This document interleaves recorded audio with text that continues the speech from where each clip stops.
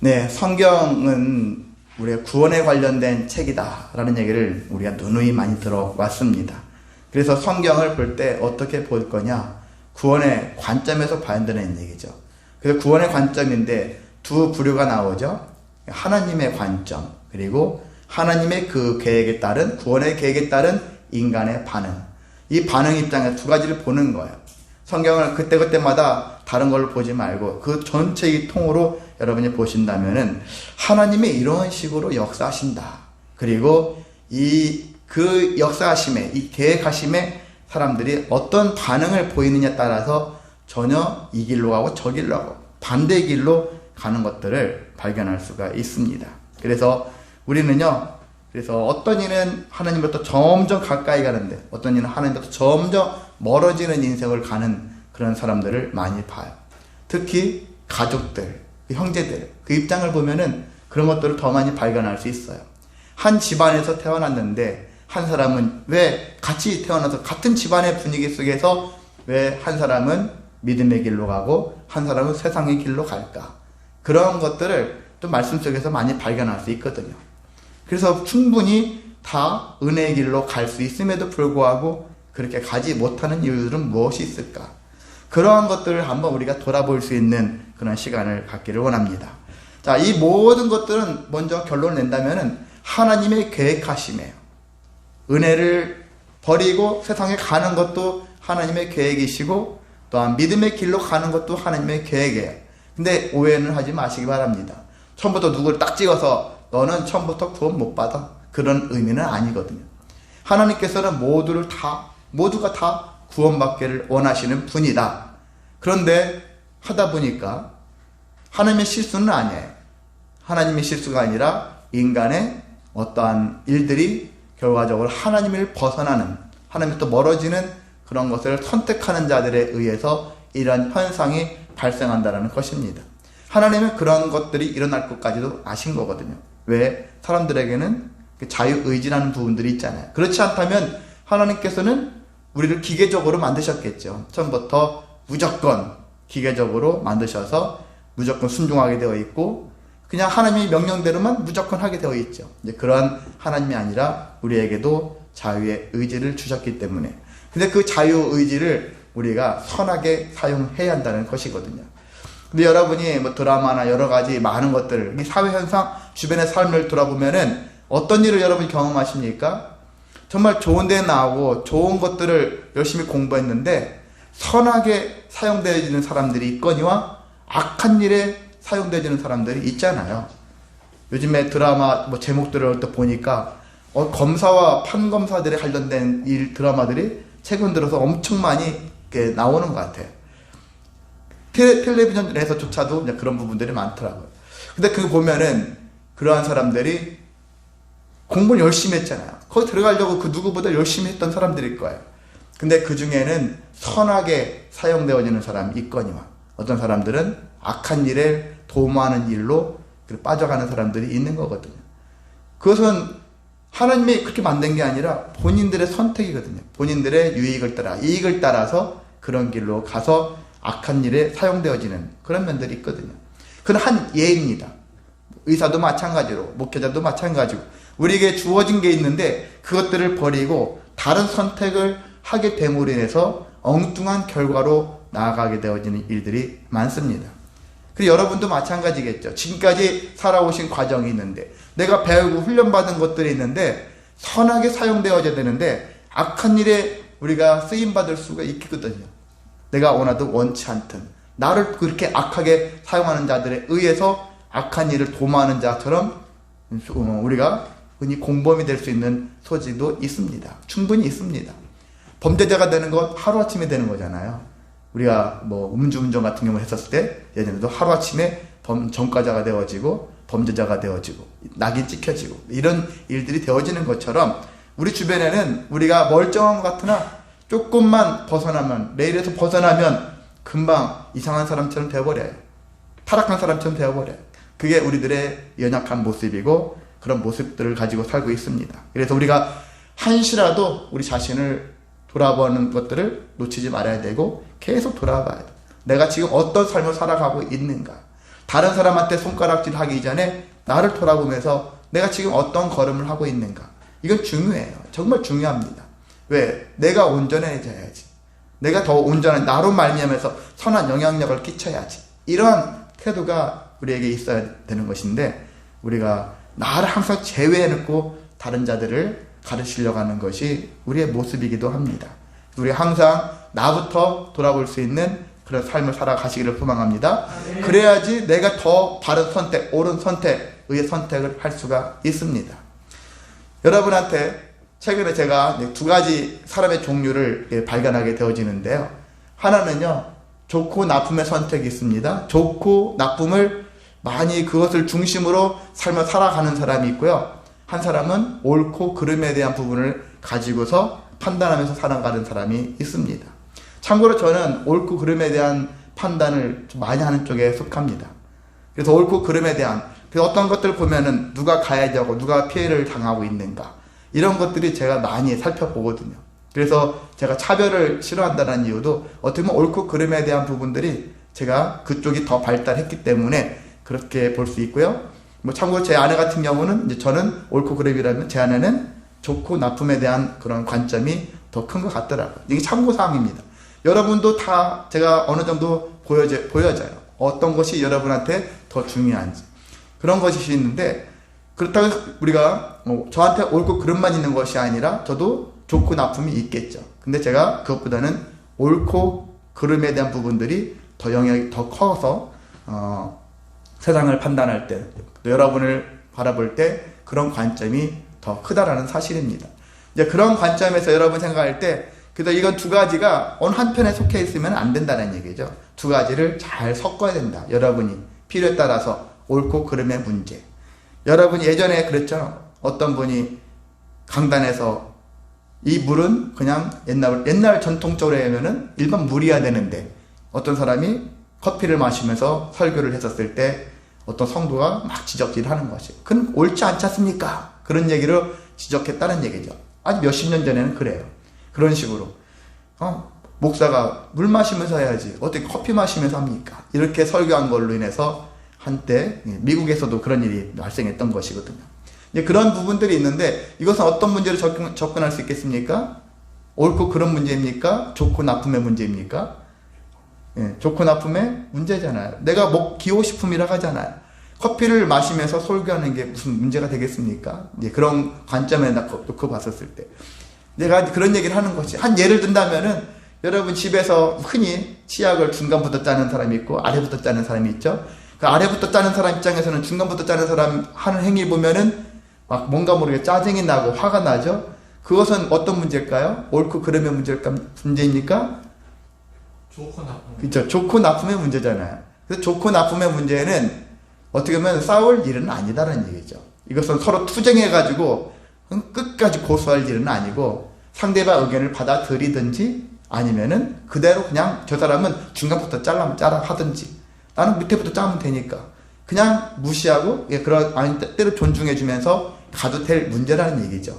그런데 내 남편이 내 아내가 다른 여자한테 관심이 있다? 그것은 무슨 문제입니까?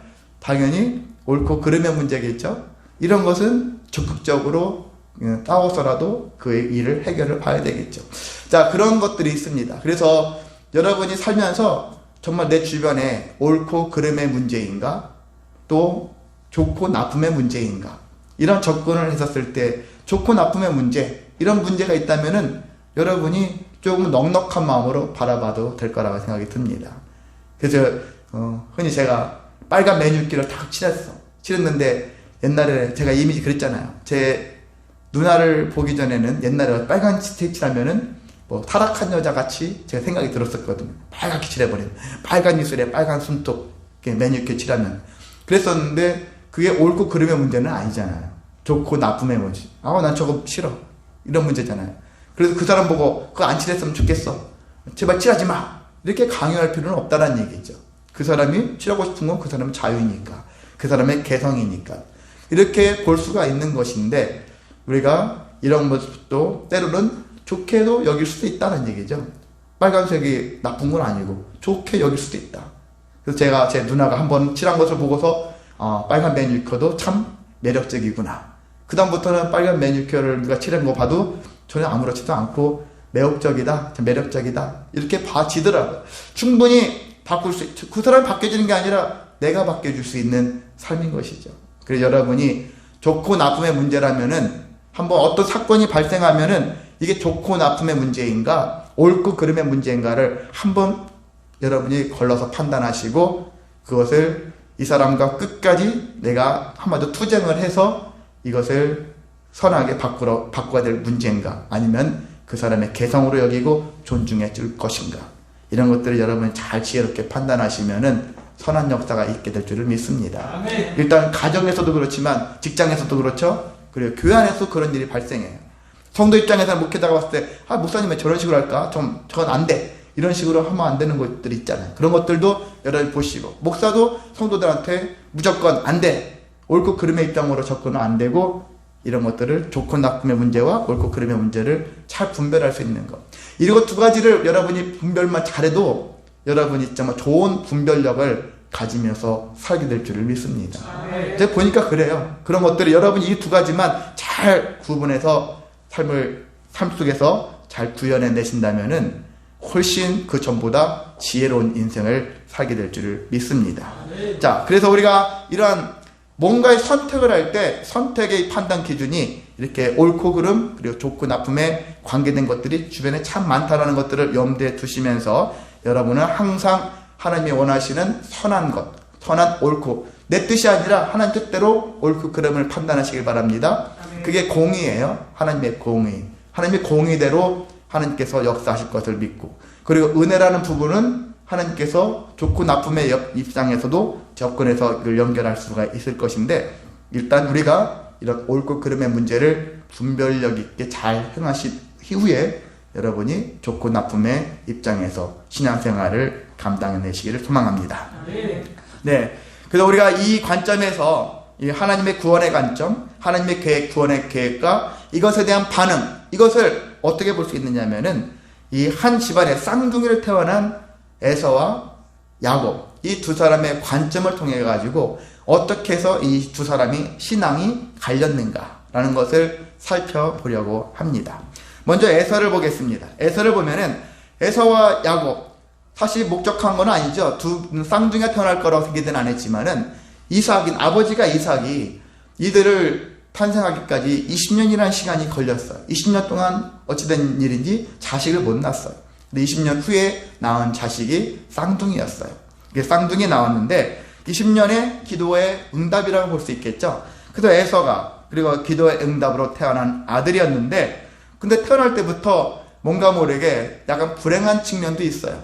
무엇이냐면은 태어나려고 하는 바깥으로 이제 몸 밖으로 나가려고 하는데 동생이 발목을 딱 잡은 거예요. 야곱이 발목을 잡은 상태로 그런 모습으로 태어난 것이죠. 그러니까 뭔가 모르게 시작부터 동생으로 말미암아서 발목 잡힌 인생과 같은 그런 모습으로 출발을 합니다. 이제 그렇게 했거니와 나중에 이제 성장해서는 동생에게 팥죽 한 그릇에 그런 장자권을 그렇게 또 넘겨버리죠. 잃어버렸던 사람입니다. 물론 자초한 면도 있죠. 그렇게 했을지라도 그런 면들이 있을지라도 전체적으로 봤을 때는 뭔가 자꾸 동생에게 말리는 그런 듯한 느낌을 받는 것이 에서의 모습이었어요. 그런데 에서도 한때는 하나님의 그 은혜를 추구했던 사람이기도 합니다. 왜냐하면 아버지가 내가 이제 죽기 전에 너를 마음 놓고 장남이니까 장자니까 축복하리라 하는 기대를 가지고서 음식을 해오라고 했었을 때 그래서 나중에 열심히 잡아갖고 와가지고 동물 잡아와서 했잖아요. 근데 그 사이에 동생이 엄마랑 짜고서 아버지를 속이고 형도 속이고 축복을 뺏어버렸잖아요. 이제 그렇게 했었을 때 에서가 아버지한테 막 울면서 하는 말이 있어요. 27장 38절에 나와 있는데요. 아버지에게 이르되 내 아버지여 아버지가 빌 복이 하나뿐이리까 내 아버지여 내게 축복하소서 내게도 그리하소서 하고 소리를 높여서 울었다. 얼마나 좀 간절해요. 내가 받아야 될 축복인데 내가 아버지께 받아야 되는 건데 동생 놈이 뺏어가 버렸어요. 얼마나 화가 납니까? 태어날 때도 발목을 잡더니 좀 팥죽 한 그릇에 장자권도 뺏어가더니 또 축복까지도 뺏어버린 이 동생 얼마나 그래요? 제가 앞서 말씀드린 것처럼 잘못한 면도 있고 또한 억울한 면도 같이 막 결합되어 있는 상태예요. 자, 그랬던 사람이었으나 나중에 형을 피해서 야곱이 피난을 갔고 그리고 20년 후에 만나게 되었을 때, 그런데 하나님께서는 특별히 이들을 화해를 잘 시켜주셨죠. 그래서 에서가 죽일 마음도 있었어요. 처음에는 애는 죽여버리겠다. 부모님이 살아계실 동안에는 내가 참지만 부모님 돌아가시면 너는 진짜 죽여버릴 거다. 이런 마음을 가지고서 임했던 사람이었어요. 끝내겠다. 이렇게 마음을 먹었었는데 20년 후에는 기가 막히게 하나님께서 화해를 시켜주셨고요. 나중에 이삭이 죽었을 때도 함께 장례를 치렀어요. 함께 장례를 치렀다라는 얘기는 그 사이가 좋았다는 얘기잖아요. 안 좋으면 안 나타나겠죠. 좋으니까 장례를 치르기 위해서 같이 함께 장사를 치렀습니다. 자, 이러한 인생을 살았어요. 그러면 이 사람이, 그런데 그래도 하나님께서 은혜를 베푸셨는지 이 사람이 그나마 위로받을 수 있는 한 가지는 있다면은 부자가 됐다라는 거예요. 그럼에도 불구하고 이 에서가 부자가 되었습니다. 그것도 큰 부자가 되었어. 성경에 보면은 어느 정도 부자가 됐습니까? 동생과 함께 살 수 없을 정도로 36장 여기 7절에 보면 두 사람의 소유가 풍부하여 함께 거주할 수 없을 정도로 그렇게 부자가 되었습니다. 그렇게 되어졌는데 이것을 생각하면은 그래서 결국 어떻게 될까요? 헤어지는 것, 이별을 하게 되어지고 그래서 에서는 세일이라는 곳에 가서 정착하면서 사는 것이죠. 그래서 세일은 에서와 관계가 깊은 산이 되는 것이고 그 지역이 되게 중요한 이 에돔 족속이 후에 이제 에서의 후손들이 에돔 족속인데 에돔 족속들이 살게 되어지는 그런 곳이 되었던 것입니다. 지금의 어느 위치냐면은 지도상으로 보면 남쪽 유다라면 유다 아래쪽이 에돔이라는 곳이에요. 그런 지역이라고 생각하면 되겠습니다. 이제 그런 지역인데 그 지역에서 나중에 살게 되어지는 인생들이었어요. 근데 이 사람이 이렇게 되어졌는데 왜 결과적으로는 하나님으로부터 멀어졌을까? 하나님의 구원 계획에서 왜 멀어졌을까? 그 생각을 했을 때는 첫 번째는 본인이 원해서도 있고요. 한편으로는 가족들의 영향을 받았기 때문에. 근데 가족의 선한 영향이 아니라 좀 좋지 않은 영향을 받았기 때문에 그런 삶이 있는 것이죠. 어떻게 보면 동생, 아버지로부터도 마찬가지고 그리고 아버지의 어떻게 보면 잘못된 양육 방식이 있을 것이고요. 또 엄마나 동생이 짜고서 자기를 자꾸 영적인 그런 축복에서 밀어내는 그런 듯한 밀려남을 그런 경험을 한 것이죠. 그런 상태에서 자기가 더 온전히 하나님의 뜻에 집중할 수 없는 그런 부분들. 그러니까 본인의 의지와 본인의 삶과 주변에 있는 환경이 다 이게 짬뽕되어 있는 것 같아요. 그 짬뽕되어 있는 그런 삶 속에서 자기가 어떤 길을 택하냐면은 그럴수록 내가 하나님을 더 열심히 어떻게 혼자라도 섬겨야지. 더 구원의 계획에 들어가야지. 이런 마음을 품었어야 될 에서인데 그냥 눈에 보여지는 대로 환경에 순응해서 그래? 그러면 나는 그냥 내 갈 길 가련다 하는 모습으로 마음가짐이 바뀌어졌다는 것을 우리가 말씀에서 발견할 수가 있습니다. 그것이 어떤 거냐면요 36장 6절에 있는 말씀이에요. 36장 6절을 우리 다시 한번 읽어보겠습니다. 에서가 시작. 에서가 자기 아내들과 자기 자녀들과 자기 집의 모든 사람과 자기의 가축과 자기의 모든 짐승과 자기가 가나안 땅에서 모든 재물을 이끌고 그의 동생 야곱을 떠나 다른 곳으로 갔으니. 여러분이 많이 발견할 수 있는 단어가 있죠? 자기죠. 네, 자기. 6번이나 나와 있어요. 한 절 안에 6번이라. 성경이 그냥 써있는 게 아니라 이런 것들이 그냥 자기라는 말 써놓고 나머지 다 그냥 통으로 해도 될 뻔 하는데 자기를 계속해서 나열한 이유가 다 있는 것이죠. 그것은 왜 그러냐면은 이제 에서가 자기 뜻대로 살겠다. 다 자기의 것으로 삼고 자기 것으로 자기를 중심으로 자기 중심의 인생을 살고 있다라는 것을 의미하는 그런 구절이라고 볼 수 있는 것입니다. 그러니까 하나님 중심의 삶이 아니라 자기 중심의 삶을 살게 되었다.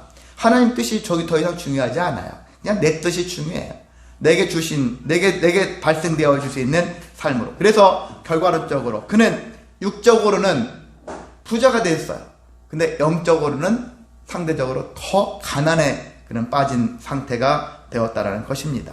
왜 그러냐면 하나님의 약속의 땅에서 위의 것을, 약속의 땅이잖아요. 주신 땅. 근데 약속의 땅에서 하나님의 위의 것을 찾으면서 살아야 될 사람이 땅의 것만을 추구하면서 살아간 결과물이라는 것입니다.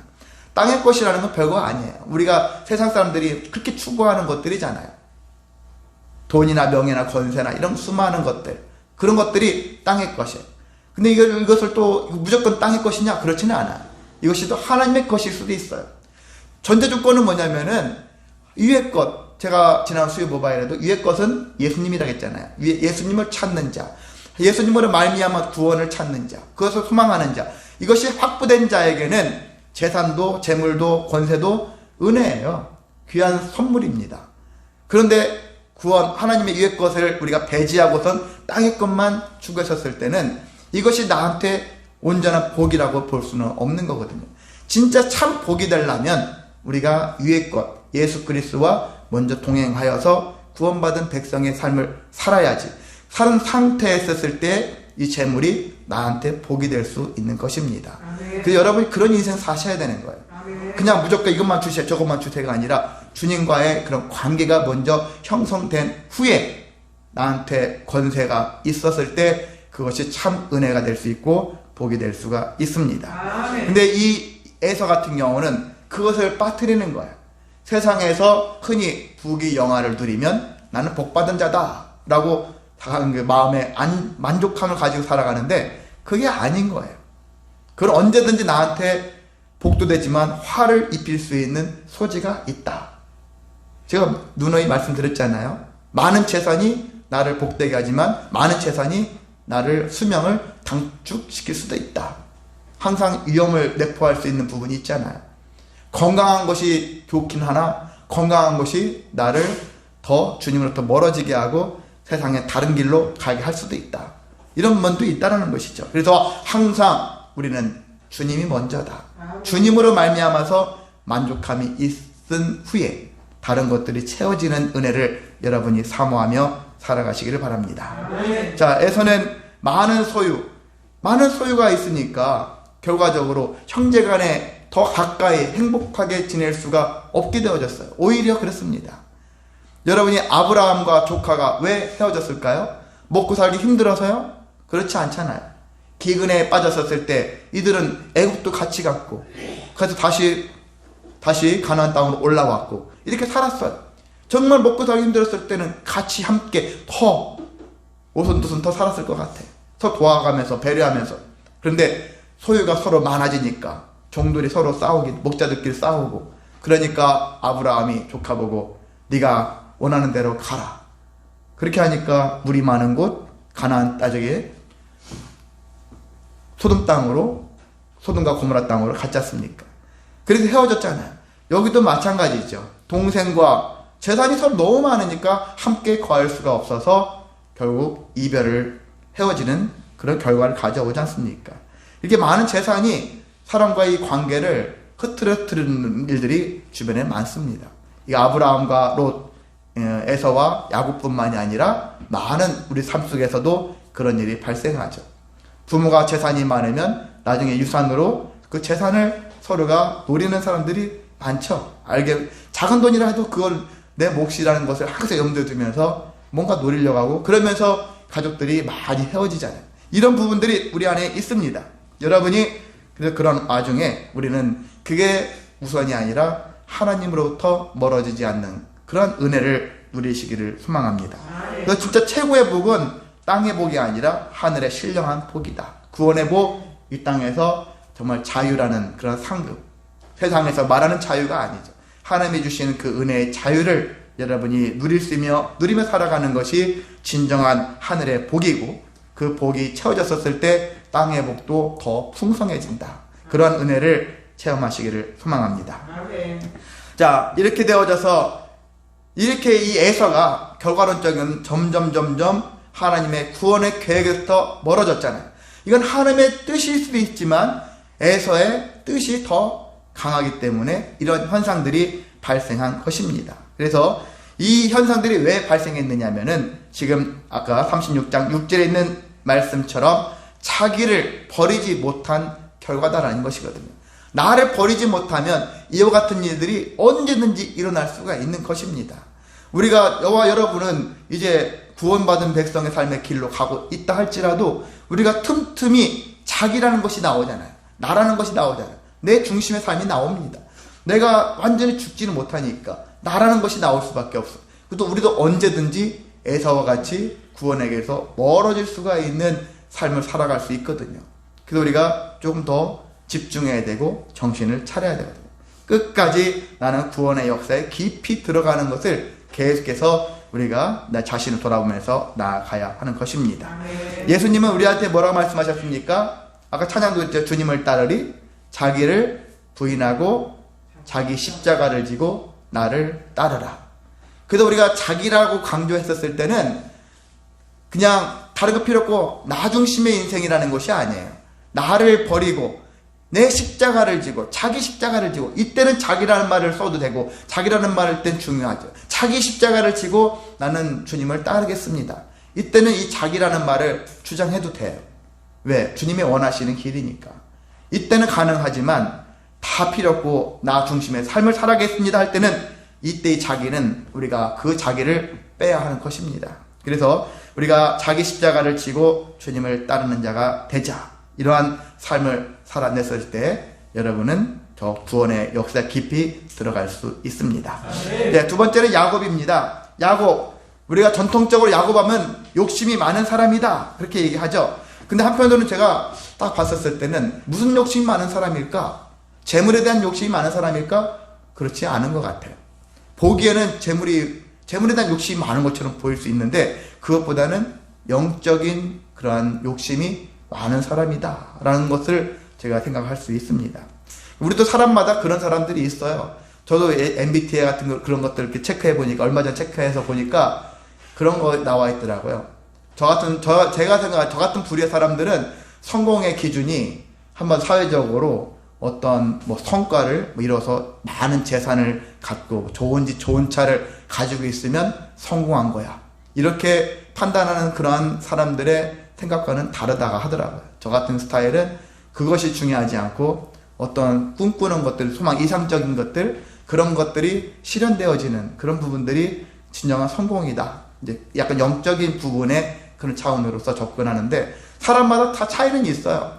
누구는 재산을 많이 모으는 것이 그 잘못됐다, 꼭 그렇게 얘기하는 건 아니고요. 그래서 우리가 이런 것들을 생각할 때 에서는 많은 재물이 성공을 뜻하는 것으로 봤다면 이 야곱 같은 경우는 그런 많은 재물보다는 영적인 것에 관련된 욕심이 많았던 사람이었다라고 볼 수 있는 것입니다. 그래서 그가 영적인 장자권, 그래서 형의 장자권을 뺏어서라도 장자권을 가지려고 몸부림쳤고, 아버지로부터 축복받는 거, 사실 당장 나한테 돈이 되는 게 아니잖아요. 근데 그것을 추구했다는 얘기는 영적인 것에 더 관심이 많았다라는 것을 반증할 수가 있는 것입니다. 다만 이 야곱에게 부족한 것이 무엇이었냐면요, 그가 나아가려고 하는 방향이라고 있잖아요. 방향성, 영적인 것을 추모하고 영적인 것을 추구하고 살아가는 삶의 그 방향은 옳았는데 그 삶을 살아내기 위한 방법은 잘못됐다는 얘기죠. 옳고 그름을 따진다면 옳지 못한 방법을 많이 사용했다는 것입니다. 형에게 팥죽 한 것으로, 형이 지금 배고파 죽겠는데 선뜻 그냥 형 이거 먹어 한 것이 아니라 거래를 하면서 먹게 했고요. 그리고 아버지와 형을 속여가면서 엄마는 짜고서 축복까지 받아내는 이런 과정들은 옳지 않은 거거든요. 정말 합당하지 않은, 좋고 나쁨의 문제가 아니라 옳고 그름의 문제로 볼 수 있는 것입니다. 그래서 우리가 이러한 행위는 결과적으로 어떤 것을 초래하냐면은 본인부터 고난으로 들어가는 그런 길로 인도한다는 사실입니다. 왜? 방법이 옳지 않으니까. 결과도 옳지 않는 방법도 나올 수 있으니까. 이런 것들이 생겨지게 되어지면 우리가 고난의 현장으로 자초하면서 갈 수도 있다는 것입니다. 그리고 우리가 이들만이 아니라 우리들 삶을 돌아보시기 바랍니다. 우리가 살아갈 때 예수님이 바리새인 서기관 종교 지도자들을 보고서 주로 많이 하신 말씀이 이 외식하는 자들아 그러잖아. 외식한다 하잖아요. 외식하는 것이 다른 게 아니에요. 우리가 기독교인들이 소망하는 꿈꾸는 것들이 그래도 하나님 원하시는 방향을 가지고서 나아가고 있을 거라고 생각이 드는데도 불구하고 세상 사람들이 왜 기독교인들을 손가락질합니까? 저는 다른 데 있지 않고 바로 이 방법에 있어서 잘못된 방법, 세상처럼 잘못된 방법을 그대로 차용해서 그대로 쓰는 거예요. 그렇기 때문에 너네들은 똑같아. 그렇게 얘기하는 거예요. 너나 우리나 뭐 차이가 별다른 차이가 없잖아. 그러니까 오히려 그들이 봤을 때는 우리가 가식적인 거예요. 너희 속마음 그렇지 않잖아. 우리 속사람을 막 이렇게 분석하려고 하고 그러잖아요. 겉으로는 거룩한 척하지만 속사람은 니네들이나 우리나 똑같아. 그게 우리가 세상 사람들한테 지탄받는 이유가 바로 방법은 그래도 방향은 좋았는데 이 방법론적인 입장에서 옳지 않은 방법들을 너무 많이 사용한다는 것입니다. 그래서 우리는 이 부분을 되게 중요하게 여겨야 돼요. 목회자부터 정신 차려야 되겠죠. 세상 방식을 막 끌어와가지고 이게 하나님의 뜻인 것처럼 함부로 막 도입하면 안 되는 것이죠. 잘 구별해서 정말 하나님이 원하시는 방향이 뜻이 무엇인지를 잘 분별해서 그 뜻에 맞게, 그래서 이러한 과정과 결과까지도 모든 게 다 선하게 역사가 되어지는 것들을 찾아내야 되고 발견하고 그것을 적용해서 그것이 사회적으로 그 열매가 나타날 수 있도록 해야 하는 것이거든요. 이렇게 했었을 때 이 사회는 기독교인들을, 교회를 욕하지 못하거든요. 참 저래야지. 그냥 존경스러워. 누가만 보면 여러분 존경스러운 사람 있지 않습니까? 삶을 그래도 잘 살아낸 사람 보면 존경해서 그 앞에 그 사람만 보면 왠지 모르게 고개가 숙여지는 사람들이 있지 않습니까? 그런 삶이 되어야 되는데 교회 다닌다. 누구한테 말도 못해요. 너 개독교지? 이런 요도 먹고 생각하니까 말도 못해. 교회 다닌다는 말을 못해요. 이게 바로 우리가 방법적인 측면에서 잘못된 방법들을 도입해서 하니까. 그 방향도 중요하지만 방법도 중요하다. 여러분이 방향과 방법을 같이 선하게 사용하시기를 소망합니다. 그래서 더 이상 외식하는 자라는 그러한 여러분이 그런 소리 더 이상 듣지 않도록 우리가 하나님의 뜻대로 잘 살아낼 수 있는 삶이 되시기를 소망합니다. 자, 야곱은 고난의 역사 들어갔어요. 자초한 면도 있었다 했잖아요. 이게 하나님이 고난을 만들어 놓으신 것도 있겠지만 인간의 교만과 인간의 욕심이 고난을 불러들여온 것들이 더 많다라는 것이죠. 자, 20년 동안 야곱의 고향을 떠나서 고생했죠. 그리고 자기 집으로, 아버지 집으로 돌아갈 때도 라반과의 관계가 되게 매끄럽지 않았어요. 그래서 삼촌을 몰래 속이고 도망갔잖아요. 이때도 속이고 도망갔어요. 방법이 잘못됐어요. 삼촌과 정당하게 삼촌 가겠습니다. 삼촌에게 정당하게 허락을 받고 갔었어야 되는데, 물론 삼촌이 쉽게 보내줄 사람은 아니었으니까 오죽했으면 몰래 야반도주 하듯이 갔겠습니까마는 그래도 최선을 다해서 해야 되는 것이죠. 어느 날 갑자기 뚝 사라지는 게 아니라, 만약 교인이라면 어느 날 갑자기 교회 그냥 안 나와버리는 것이 아니라 내가 교회를 언제부터 어떤 일 때문에 교회 못 나오게 됐습니다. 얘기를 해주고 떠나는 그런 것들을 할 수 있잖아요. 그런데 그런 부분들을 안 하고 그냥 훌쩍 가버리는 사람들이 참 있지 않습니까? 어느 날 갑자기. 그런 것처럼 되어지는데 이 방법이 잘못됐지 않습니까? 야곱이 그랬었어요. 또 에서를 만나게 됐죠. 형을 20년 만에 만났는데 형에 대한 소문이 형이 400명의 사람들을 데리고 나한테 온다라는 소식을 듣고서는 겁먹었죠. 분명히 나를 죽이려고 할 것 같아. 겁을 엄청나게 먹었지만은 하나님이 약복강 거기서 기도하시면서 하나님만을 바라보게 하시고 그래서 모든 문제를 선하게 하나님께서 풀어주신 것을 경험을 했습니다. 자, 그래서 본문에 있는 말씀 때는요, 11년이 지났어요. 그래서 야곱이 부모를 떠나서 삼촌에게 갔다가 돌아온 다음에 10년이 지나고 11년째 됐었을 때 발생했던 사건들이 어떤 사건이 있었냐면은 그 이후에 딸 하나 있었죠. 디나라고. 디나가 그 어떤 세겜 추장에게 성폭행을 당해가지고 그런 어떤 사건이 발생했었죠. 그리고 또 제일 사랑했던 4명의 아내 중에 제일 사랑했던 라헬이 길 가다가 베냐민을 낳고 죽는 그런 일이 발생했습니다. 그리고 장남인 르우벤이 그 4명의 아내들 중에서 라헬의 여종인 빌하와 간통을 하는, 동침을 하게 되어지는 아주 폐륜적인 일들이 아버지의 아내와 그래도 관계를 맺은 거죠. 이런 일까지 다 겪어야 했습니다. 자, 이러한 것들의 과정들은 어떻게 보면 야곱의 인생 속에서 정말 하나하나 하루도 편할 날이 없는, 계속 고난이 계속해서 반복되어지는 그런 일들을 경험을 했어요. 그럴 때마다 야곱이 그 모든 것들을 방법과 방향이 다 선하면 좋은데 야곱이 잘 지혜롭게 대처하지 못한 부분들도 꽤 있습니다. 그럼에도 불구하고 비록 서투를지라도 시행착오가 많았을지라도 야곱은 에서와 달리 그래도 하나님의 구원의 역사에 점점 깊이 들어가게 되어지는, 제가 야곱을 생각할 때 야곱에 대한 이미지가 그래요. 야곱이 처음부터 믿음이 좋은, 우리가 요셉 같은 거 보면 처음부터 막 요셉이 형통함을 누리면서 신앙이 좋은 것처럼 나와 있는 거에 비해서 야곱 같은 경우는 신앙의 사람이 아닌 것 같이 느껴지게끔 출발을 해요. 그래서 꽤 시간이 지난 다음에 비로소 믿음이 농익어가는 그런 모습들이 제가 생각하는 야곱에 대한 이미지거든요. 근데 야곱이 실제 그렇게 그런 모습으로 성경에 나와 있습니다. 에서는 점점 구원으로부터 멀어져 가지만 야곱은 점점 구원의 그러한 역사에 깊이 들어가게 되어지는 야곱의 인생을 말씀 속에서 발견할 수 있습니다.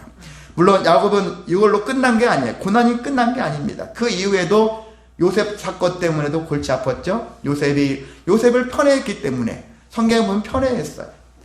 12명의 아들들 중에서 특별히 요셉을 엄청 편애를 한 것에 대한 결과가 형들의 시기를 받게 됐고 요셉이 애굽으로 팔리게 되어지는 일도 결국 아버지의 잘못된 방법이 때문에 발생한 거잖아요. 여전히 방법이 서툴러요. 여러분도 지금 완전히 지혜롭지 않잖아요.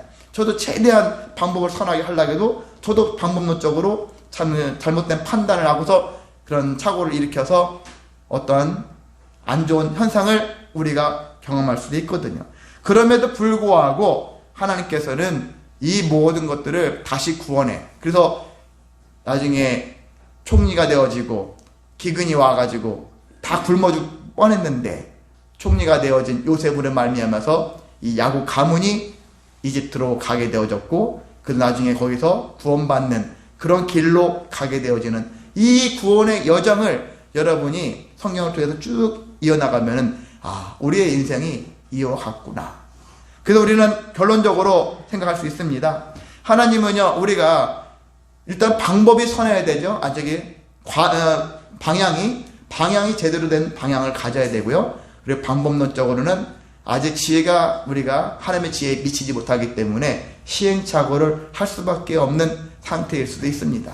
그렇다 할지라도 하나님은 그것까지도 사용하여 주셔서 악을 선하게 바꾸시는 분이다.